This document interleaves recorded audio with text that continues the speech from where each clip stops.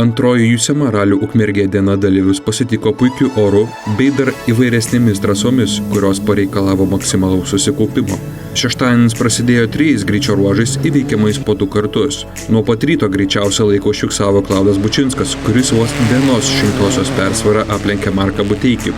Tiesa, vietos herojus gavo 5 sekundžių baudą už neteisingai įvyktą greičio gesinimo zoną ir jį nuo ralio lyderio skiria jau 8 sekundės. Kiek vėliau ukmergiškiui pavyko sumažinti skirtumą iki 7 sekundžių, tačiau 8 greičio ruože jis išslydo iš trasos ir jo Ford Fiesta Rally 4 automobiliui buvo pažeistas radiatorius.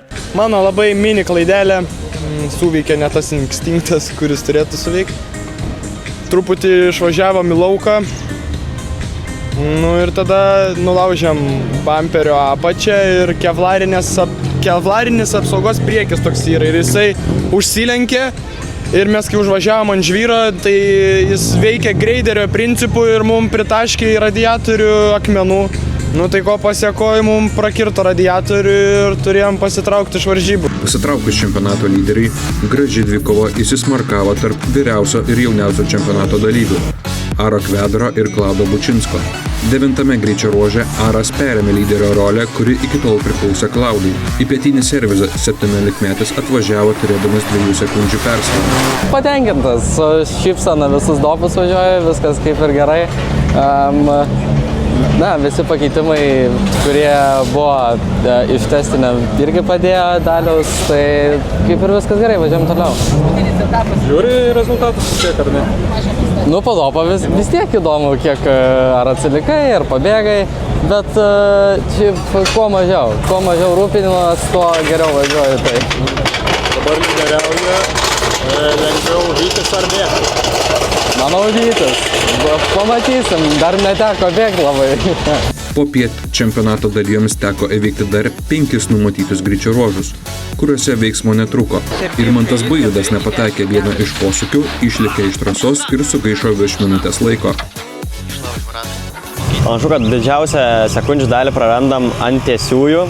Tai 5-8 ruože per 600 metrų tiesiosios 4 sekundės klasiokam prarandam. Tai manau, kad kažkas yra negerai su automobiliu, bet šiandien tikrai nieko negalim rasti, nes atrodo, kad visos šlangos vietoj, viskas vietoj, bet nėra to aštrumo variklyje, tai nežinau. Dabar tiesiog bandysim saugiai pasiekti finišą. Mačiau dabar su kompiuteriu kažką darai, tai ką ten darai? Jo, tai pasijungiau truputį simuliatorių, paraižiau, kad smagiau būtų, nes greičio ruožuose nuobodu. Po šios klaidos į 3 vietą netikėtai pakilo Erikas Falkeris. Visgi jau sekančiame greičio ruože jam nepasisekė. Lūžo priekinio rato smeigės ir ekipažas liko stovėti viduryje kelio žiūrėdamas, kaip jų ratas tiesiog nusiridena į krūmus. Startavom, atrodo gerai, nustojo mašina bėgėtis, kairiai pusėje jautęs, galvojo, tikrai negalėjo pusažis būti. Nesąmonė, jeigu lūžo pusažis, kaip, dar kilometrų jam daug. Pervažiavom Kalniuką, sižiūrė į kairę, jau lenktyniaujam su savo ratu. Ir taip baigiam antram sekcijos ruože, vos nuo starto, keli šimtai metrų. Tuo tarpu kovoje dėl Ukmergės etapo nugalėtojo titulo rimtus pamatus pergaliai nusitęsė Aras Kvedaras, kuris popietinėje varžybų dalyje laimėjo 4 iš 5 greičio ruožų. Likus 1 greičio ruožui iki finišo Aras turėjo susikrovęs didžiausią 8 sekundžių persvarą.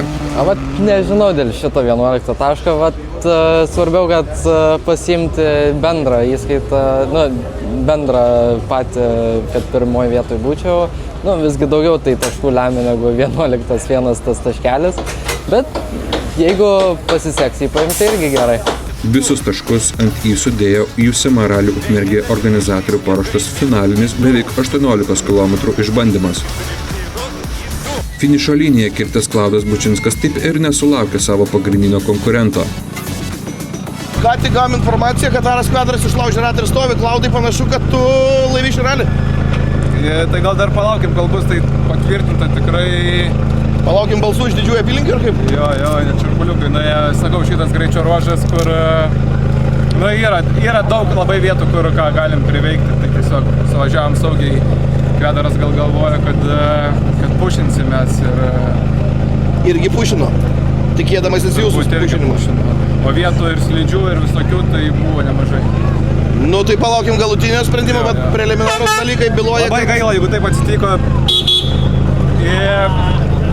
Manau, Aras yra šio sezono MVP, nes rodo tokį tempą po praeito sezono. Gerokai yra pagreitėjęs, tai gaila, kad taip, jeigu taip atsitiko, tai gaila labai, bet jis turi žiauriai gerą tempą ir gali laimėti šį čempionatą. dar 3 etapai.